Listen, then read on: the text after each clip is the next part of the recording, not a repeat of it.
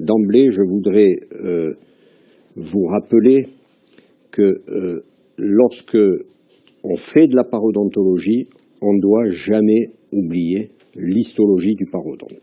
On en a beaucoup parlé la dernière fois, et moi je veux que ça reste bien ancré dans tous les cerveaux, cette zone qui est ici, cette zone cervicale, mais aussi cette zone interradiculaire qu'on verra, et on verra aussi la zone interdentaire, qui sont des zones particulières.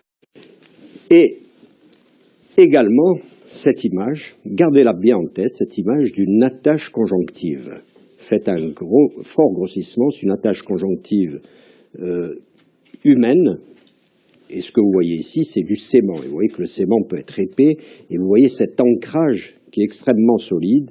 Et lorsqu'on a cette image bien ancrée dans la tête, on peut poser la question à ce moment-là, est-ce qu'on est capable de la reconstruire par des moyens autres que des moyens biologiques purs?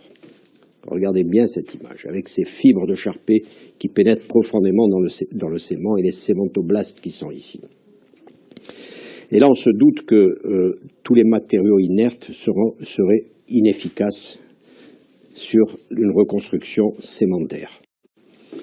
Alors, quand on fait de la chirurgie résectrice, de la chirurgie reconstructrice, dans tous les cas, ce qu'on veut, c'est quand même obtenir un parodonte assaini,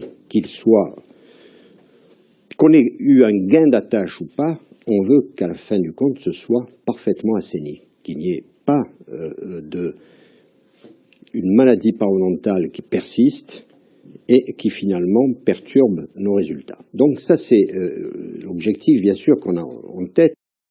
Et là, on se pose, bien sûr, on se la pose la question en termes de qualité. Est-ce que la chirurgie est le traitement de choix de la maladie parodontale? Est-ce que c'est le traitement de choix? Et c'est ce qu'on a essayé déjà de vous dire la dernière fois, ce que l'on pensait aujourd'hui et demain.